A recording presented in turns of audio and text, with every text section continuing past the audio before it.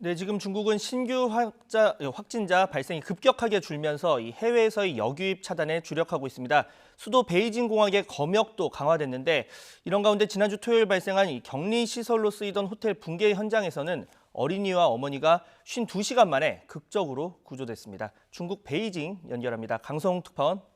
네, 베이징입니다. 네, 지금 중국 우한시를 빼면 거의 확진자가 나오지 않고 있는데 이 추세가 계속 지금 이어지고 있습니까? 네, 그렇습니다. 중국에서 어제 하루 동안 확진자가 19명이 추가로 발생했는데 이 중에 17명이 우한시에서 나왔습니다. 우한 이외의 중국 전 지역에서는 확진자가 2명에 그쳤는데 이 2명이 모두 외국에서 들어온 환자라는 게 중국 보건당국의 설명입니다. 중국은 이런 역유입 환자가 69명으로 늘었다면서 방역 조치를 계속 강화하고 있습니다. 우선 확진자가 늘고 있는 일본인에 대한 비자 면제 조치가 오늘부터 중단됐습니다. 일본이 먼저 중국발 입국자 제한 조치를 어제부터 시행한 데 따른 대응이면서 동시에 일본에서의 감염자 유입을 막기 위한 조치로 보입니다. 수도 베이징에 있는 공항에서의 한국과 일본 그리고 러시아발 입국자에 대한 검역도 오늘부터 강화가 됐습니다. 베이징에 집이 있는 사람들은 그대로 자가격리를 시행을 하지만 베이징에 주거지가 없는 사람들은 공항에서 내리자마자 지정시설에서 14일 동안 격리가 되도록 했습니다.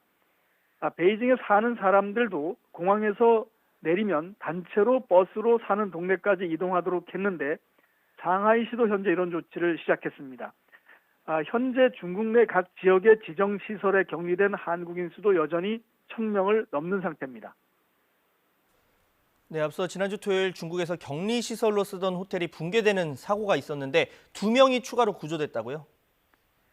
네, 그렇습니다. 푸젠성 취안저우시에서 격리시설로 쓰던 호텔이 붕괴된 지 만 이틀 만인 어제 저녁에 잔해에 깔려있던 10살 난 어린이와 어머니가 잇따라 극적으로 구조가 됐습니다.